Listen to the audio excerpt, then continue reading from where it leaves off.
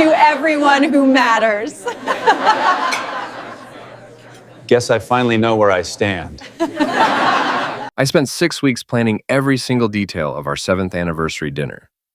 The private dining space at Seaside Manor had floor-to-ceiling windows overlooking the San Francisco Bay, and I'd reserved it months in advance because I knew Amanda would love watching the sunset over the water.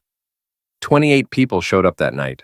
Her family, my family, our friends, and all those people from her various social circles she always mentioned wanting to impress. Getting those white orchids in October wasn't easy or cheap, but they were her absolute favorite flowers. I'd called 8 different florists before finding someone who could source them. The menu was built around everything she loved: the seared salmon, the truffle risotto, that specific chocolate dessert from that bakery across town. I designed custom place cards with a photo from our wedding day. I coordinated with the venue staff for weeks. I handled every RSVP personally.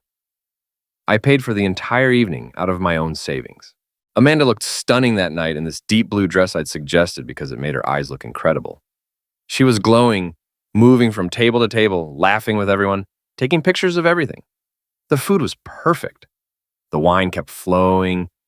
People kept telling me what an amazing night it was, though Amanda just smiled and thanked them without mentioning who'd actually put it all together. I didn't care about getting credit. I did this because I loved her and wanted to celebrate 7 years together. Then dessert arrived, that chocolate mousse cake she'd been obsessing over, and Amanda stood up with her champagne glass. She looked surprised and delighted, like she hadn't expected this perfect evening. "I have to say something," she announced, and everyone went quiet. My heart swelled with pride. I'd actually pulled this off. "This has been the most incredible night," she said. "I'm so grateful, and I need to thank some very important people." She raised her glass and started listing names. Mom and Dad, for always supporting every dream I've ever had. Her parents beamed and raised their glasses back. My sister Brittany, for being my rock and always telling me the truth even when it hurts. Brittany started crying and they reached across the table to hold hands. Jessica, for 13 years of friendship and knowing me better than anyone. Jessica smiled, but glanced at me quickly with this weird expression I couldn't quite read. Then it got stranger. My yoga instructor Sarah, for keeping me centered and balanced. Wait, her yoga instructor? My book club ladies for the intellectual stimulation and amazing discussions. I shifted uncomfortably in my seat. My photography mentor Chris, for helping me see the world through a different lens and nurturing my creative spirit. I stared at my untouched champagne glass. "I'm just so grateful for everyone who matters in my life," Amanda continued, her voice getting emotional. "Everyone who's helped shape who I am, who truly sees me and supports me and makes my life meaningful." She lifted her glass high. "To the people who matter." The room echoed back. "To the people who matter." Everyone drank except me and a few others who were glancing my way uncomfortably. She never said my name, not once. I mentally replayed the whole thing. Her parents, her sister, Jessica, her yoga instructor, her book club, her photography mentor, everyone who matters in her life. But not her husband. Not the person who spent 6 weeks planning this party, who tracked down impossible flowers, who paid for everything, who chose this venue specifically because of that sunset view she loved. Her yoga instructor made the list, but I didn't. The realization hit me like ice water. This wasn't nerves or an accident. This was the truth. This was genuinely how she saw her life, and I wasn't part of it in any meaningful way. I was just there in the background making things work while other people mattered. Jessica appeared next to me as people started chatting again. "That was something," she said quietly. "It was honest." I replied. "Are you okay?" she asked, and I looked at her, really looked. She had kind, concerned eyes. She'd noticed what Amanda hadn't even considered. "I'm perfect," I said. "Clear, actually. Michael, You were going to say rough night?" She paused. "Yeah, actually. Last one, actually." Her eyes went wide. She understood immediately, and I could see in her face that she didn't try to argue. "Good for you," she said softly. Amanda was making her rounds now, hugging people, taking selfies, probably already posting to Instagram. She never once looked my way. I excused myself and walked out to the restaurant's terrace. The September air felt good on my face. The bay stretched out below, dark water reflecting all the city lights. The door opened up behind me. You're really doing this? Jessica asked. She just told me exactly where I stand, I said, in front of 28 people. I'm sorry. Don't be. I needed to hear it. Inside, Amanda was still glowing, still soaking up attention, completely unaware that her marriage had just ended. The party started winding down around 9:30. I helped guests with their coats and called ride shares for people. Amanda's mother hugged me. You're too good to her, you know, she said. I'm beginning to understand exactly how good I've been, I replied. She paused, hearing something in my tone, but didn't ask. Her father shook my hand. Hell of a party you put together. Thanks, Tom. Glad she enjoyed it. That toast was, well, you know how Amanda is. Center of her own universe. I do know, I said clearly. By 10 o'clock, only a handful of guests remained. Amanda was still taking photos, still posting to social media. I saw her caption, celebrating 7 amazing years with everyone I love. I was in the photo. She didn't tag me. My brother came over. You ready to go? Actually, yes. I'll meet you at your place. Amanda overheard and walked over, a little tipsy. What? We came together. You can get a ride from one of the people who matter, I said. She laughed nervously. Very funny, honey. Beautiful toast, by the way, I continued. Very thorough.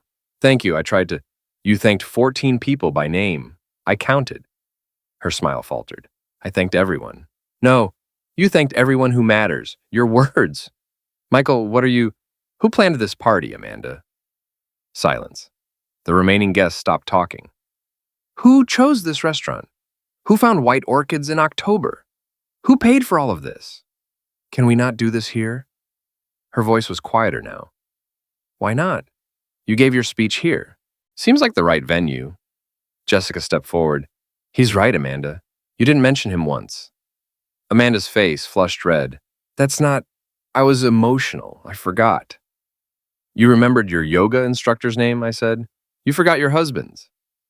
More uncomfortable silence. The few remaining guests suddenly became very interested in their phones. I picked up my coat. Good night, everyone. Thank you for celebrating with us. Michael, stop being ridiculous and let's go home, Amanda said. You go home. I have somewhere else to be. I walked out. Behind me, I heard Jessica say, You erased him, Amanda, in front of everyone. I drove to my brother's apartment in Oakland. My phone started buzzing before I'd gone 2 blocks. Amanda. I ignored it. It kept buzzing. By the time I parked, I had 15 missed calls and 20 texts. Where are you? Stop being dramatic. We need to talk now. I can't believe you embarrassed me like that. Everyone's asking what's wrong with you. You're acting insane. I'm sorry I didn't mention you specifically. I thought it was obvious. Can you stop being petty and come home? This is our anniversary. You're ruining everything. I sent one text back. I'll be home at 9 tomorrow morning to pack. Please be out. Then I turned off my phone. My brother handed me a beer. Want to talk about it? I just realized I've been a supporting character in my own marriage, I said. What are you going to do? Get my life back. We sat on his balcony around midnight, city lights spread out before us. Tell me what really happened, he said. I took a long drink. She gave this toast tonight. Thanked 14 people by name, her parents, her sister, Jessica, her yoga instructor, her book club, her photography mentor. And me? Nothing. Not even my husband or my partner. Just thanked everyone who matters in her life. Those were her exact words. My brother whistled low. That's brutal. The thing is, I planned the whole thing, every single detail. Found those flowers, coordinated everything, paid for it all. And she thanked her yoga instructor. How long has this been going on? I thought about it, really thought. 7 years, maybe longer, I just didn't see it. What made you see it tonight? Jessica, Amanda's best friend. She came up to me after the toast and asked if I was okay. She noticed. Everyone noticed except Amanda. So what now? Now I stopped being invisible. My brother nodded. You can stay here as long as you need.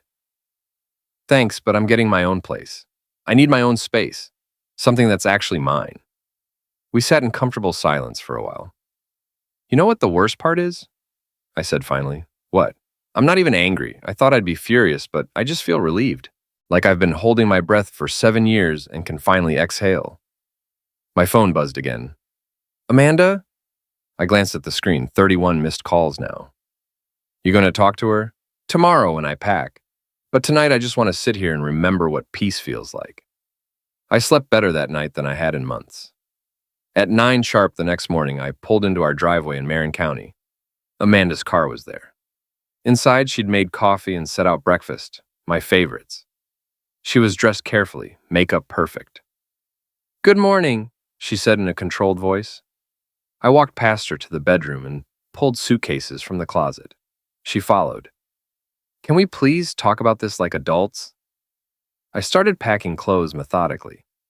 "What are you doing?" Exactly what I said. "You can't be serious. Over one toast." I kept packing. It wasn't one toast. It was a perfect summary of 7 years. That's insane. I was emotional. I forgot. You forgot I exist. You remembered 14 other people, but you forgot the person who organized everything. I was celebrating. I was going to thank you privately. I stopped and looked at her. "Were you?" "Yes, obviously." "Then do it now. Thank me specifically." She stammered, "Thank you for planning the party." "What else?" "For being my husband." "That's a role, not a reason. Why are you grateful for me specifically?" She opened her mouth, closed it, opened it again. Nothing came out. "That's what I thought," I said, returning to packing. "This is crazy. You're overreacting to one mistake. When was the last time you introduced me by name to someone new? What? You always say my husband. When was the last time you said, 'This is Michael'? I don't know, in 7 years, you've never introduced me by name. Your Instagram post last night, celebrating 7 years with everyone I love. I'm in the photo. You didn't tag me. You don't use Instagram much. You tagged Jessica, you tagged the restaurant, you tagged the brand of your dress, but not your husband." Her face was red now. "Now you're picking apart everything because of one mistake. It's not one mistake, it's who you are. That's cruel. Is it? Tell me what you love about me." "What?" "Tell me one thing you love about me that has nothing to do with what I do for you." Long silence. "I love that you're reliable." That's a function. "You're a good husband." That's a role. Who am I, Amanda? What do I like? What are my dreams? More silence. "You don't know because you've never asked." My brother appeared in the doorway. "Truck's loaded. You ready?" "Truck?" Amanda's voice went higher. "What truck?" "I'm taking my things. You can buy me out of the house, or I'll buy you out. Lawyer will be in touch." "Lawyer?" I picked up my final suitcase. Amanda blocked the doorway, crying now, "Please don't do this." "I love you. You love what I provide. There's a difference. That's not fair, isn't it? Name one thing about me you love that isn't about what I do for you." Silence again, always silence when I asked real questions. "I've been invisible in your life, Amanda. Last night you made it official. Everyone who matters. And I didn't make the list. Everyone makes mistakes. That wasn't a mistake. That was the truth." I gently moved past her. In the kitchen, I set my house keys on the counter. Then I took off my wedding ring and placed it next to the keys. Amanda gasped, "Michael, please." "Goodbye, Amanda." The door closed with a soft click. The next few days were a blur of logistics. Apartment hunting, meeting with a lawyer, sorting through 7 years of shared stuff, and deciding what was actually mine. Amanda's Instagram became a war zone. She posted sad quotes about betrayal, photos of herself looking contemplative, captions like, "Finding myself again," and "When people show you who they really are." She never mentioned I'd left. She never said we separated. She just implied I'd wronged her somehow, and her followers flooded the comments with support. "You deserve better. His loss. Stay strong, Queen." It would have been funny if it wasn't so predictable. Mutual friends started reaching out, asking what happened. When Amanda couldn't give a straight answer, they called me. "What's going on?" asked Chris, a college friend. "Amanda's being really vague. Ask her what she said in her anniversary toast," I replied. "What do you mean?" "Just ask her. See what she says." He called back an hour later. "Dude, she really didn't mention you? Not once." That's cold. Word spread through our friend group, each retelling, adding new details. Some people sided with Amanda out of loyalty, but most, once they heard the full story, understood. Amanda started telling people I was having an affair with Jessica. Jessica called me, frustrated. "She's telling everyone we're together that I stole you from her." "Are you surprised?" "No, but it's annoying." "Let her. The truth will come out." "You're calmer than I expected."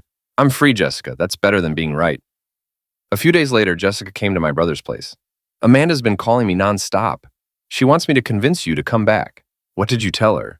That she should have thought of that before the toast. Jessica sat down. Can I be honest with you? Please. I've been watching her treat you like furniture for years. I didn't say anything because it wasn't my place. But that toast was the worst thing I've ever seen. And I've seen a lot, including my own divorce. She says I'm overreacting. You're underreacting. You should have left years ago. Pounding on the door, Amanda's voice. I know you're in there, Michael. Jessica. My brother looked at me. Should I call the cops? Let her in. This might as well happen. Amanda burst through. She looked terrible, hair uncombed, eyes red, wearing sweatpants. She saw Jessica and her face twisted. Of course you're here. I should have known. You've been waiting for this, haven't you? Waiting to steal my husband. No one steals someone you threw away, I said. I didn't throw you away. I made one mistake. Jessica stood up. It wasn't one mistake. I've been your friend for 13 years. I've watched you dismiss him over and over. You don't know our marriage. I know what I saw that night, and what I've seen for years. Remember your birthday 2 years ago? Michael planned that surprise party. You posted about it for a week. Never mentioned he organized it. I thanked him privately. That's always your excuse. Private thanks for public erasure. Your promotion last year, Jessica continued. Who coached you for the interview? Amanda's voice was small. Michael did. And what did you post? I remembered that caption word for word. Manifested this opportunity through positive energy and belief.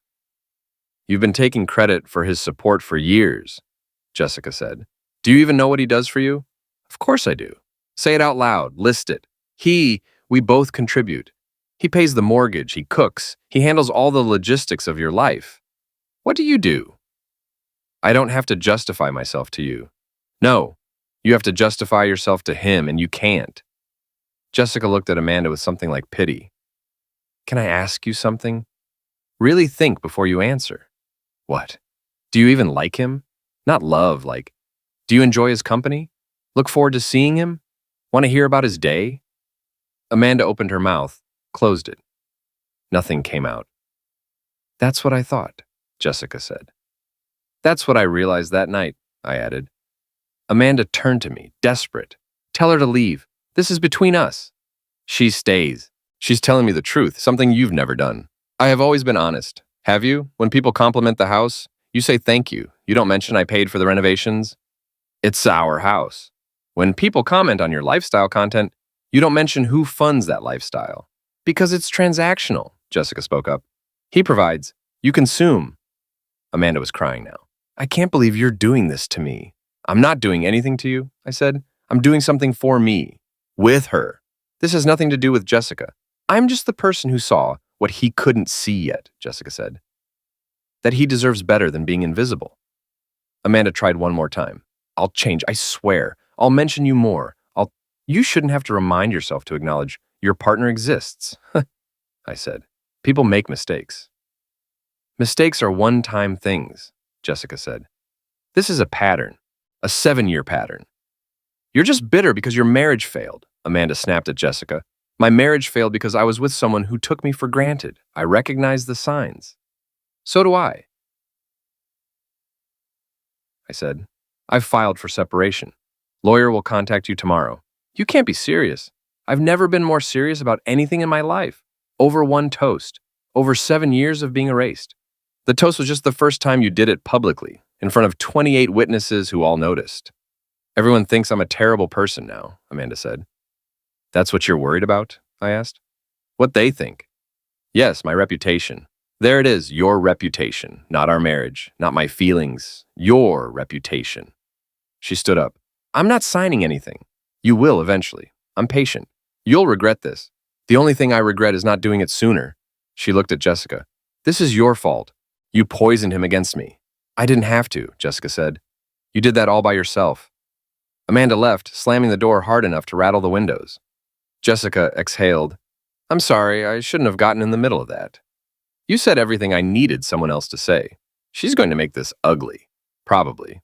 But at least I'll be visible during it. 10 days later, Amanda ambushed me in my office parking lot. She was waiting by my car, holding an envelope. How did you know I was here? I'm your wife. I know your schedule. That's called stalking now that we're separated. Don't be dramatic. I just need 5 minutes. You had 7 years. You used them poorly. She held out the envelope. I wrote you a letter explaining everything. I don't need an explanation. I was there. Please, just read it. It's everything I should have said. You should have said it 7 years ago, or 6, or any time before you thanked your yoga instructor but forgot your husband. Are you ever going to let that go? It's not about letting it go. It's about recognizing what it revealed. I got a job, she said suddenly. I start Monday. At a marketing firm. A real job, not Instagram. You should have done that 2 years ago. I'm doing it now. Doesn't that count for something? It counts for you, not for us.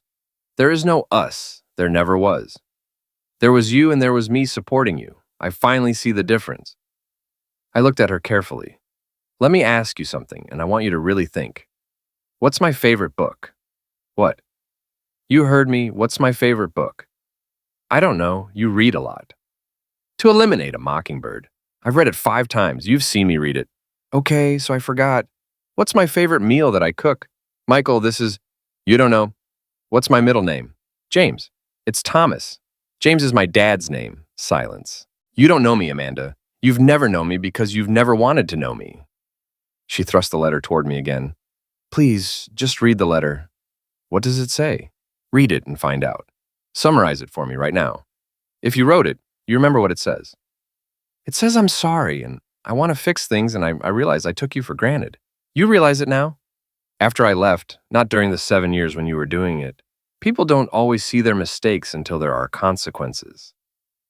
That's called not caring until it affects you. I opened my car door. I don't want your letter. I don't want your apologies. I don't want your sudden self-awareness now that you are alone. What do you want? To be visible, to be valued, to be seen. I see you. No, you see someone who makes your life work. That's not the same thing. I can change. You already said that. Actions matter, not promises. Then give me a chance to show you.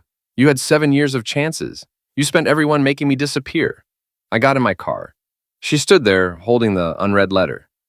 I love you, she called out. I paused, window down. You love what I did for you. You still don't know the difference. I drove away. The apartment search took 4 days. I looked at 15 places before finding the right one. Small studio in North Beach. Hardwood floors, exposed brick. A tiny balcony overlooking the street. It's not much, the landlord said apologetically. It's perfect, I replied. It was mine. That made it perfect. I signed the lease that afternoon. Moving in was surprisingly easy. I didn't have much. Most of what filled our house was hers. Her furniture, her decorations, her vision of what our life should look like. I bought a bed, a couch, a small table. Essentials. Everything else could wait. Jessica came by the second day carrying a box. Housewarming gift. Inside was a coffee maker, some mugs, and a copy of To Eliminate a Mockingbird. I already have that book, I said, smiling. I know, but this one's a first edition. Found it at a used bookstore. Thought you'd appreciate it. I turned the book over in my hands. The spine was worn, pages yellowed. Someone had loved this book before me. This is perfect, thank you. You settling in okay? Better than okay. This place is quiet, peaceful. Nobody telling me how to arrange furniture or what color the walls should be. We had coffee on my balcony, watching people walk by below. No agenda, no performance. Just 2 people enjoying the afternoon. Can I ask you something? Jessica said. Sure. Do you regret it? Any of it? Getting married, staying as long as you did? I thought about it. No, because I tried. I gave it everything I had. When it ends, I'll know I did everything I could. The failure wasn't mine. That's a healthy way to look at it. I'm learning. I unpacked boxes the rest of the afternoon, finding things I'd forgotten I owned. Books I'd wanted to read but never had time for. A guitar I'd stopped playing years ago. Running shoes that hadn't seen a trail since before the wedding. I'd given up pieces of myself so gradually I hadn't noticed. Now I was finding them again, dusty and neglected, but still there. That night I cooked dinner for myself. Nothing fancy, just pasta. But I made it the way I liked it. Not the way Amanda preferred, the way I preferred. I ate on the balcony as the sun set. No phone, no TV, just me and my thoughts and the city sounds below. For the first time in 7 years, I felt like myself. 6 weeks after the toast, I was sitting in a restaurant overlooking the bay. Not Seaside Manor, but another place with water views. My brother's engagement party. Small gathering of friends and family. Jessica was there too. We'd been talking more, just as friends, but real friends. The kind who actually see each other. The conversation flowed easily. Laughter came naturally. No performance, no careful management. Just people enjoying each other's company. My brother raised his glass. I haven't seen you this relaxed in years. I haven't been this relaxed in years, I admitted. Through the window, I saw Amanda. She was walking through the restaurant with 2 friends. She froze when she saw me laughing with Jessica, saw how different I looked. Her friends tried to pull her away, but she couldn't stop staring. Then she walked toward our table. "Michael," she said, "can we talk? I'm having dinner with friends. Just for a minute, please." I excused myself. Jessica touched my arm. "You okay?" "I'm fine." Outside, Amanda looked at me. "You look good." "Thank you." "Happy?" "I am. With her, with myself." "Jessica's a friend. Last time we were here, last time you were here, you erased me in front of everyone we know. I remember." "I've been in therapy," she said. "Learning about how I treated you." "Good, that's good for you." "The therapist says I have narcissistic tendencies, that I struggle with seeing others as full people." "That's accurate." "I'm working on it." "I'm glad." "Michael, is there any chance—" "No." I looked at her carefully. "Let me ask you something one more time. Why did you love me? Not what I did for you. Why did you love me?" Long pause. "You were kind and reliable." "Those are qualities, not reasons. What about me specifically? What about Michael Chen as a human being made you love me?" Silence stretched between us. "I don't know," she finally said, tears forming. "I should know, but I don't. That's the most honest thing you've ever said to me. I hope therapy helps you. I genuinely do. But not for us. There is no us. There never really was. All those years, you were building a life that looked good. I was just part of the set decoration." "That's harsh." "It's true, and we both know it now. You really are happy without me. I really am. I thought you needed me. I thought I did too. Turns out I just needed to be seen. And you couldn't do that." "I'm sorry." "I know, but sorry doesn't change 7 years. What do I do now?" "Figure out how to see people, really see them. For your next relationship. I really did love you, in my way. I know. But your way wasn't enough. Will you ever forgive me?" "I already have. But forgiveness doesn't mean reconciliation." She walked away.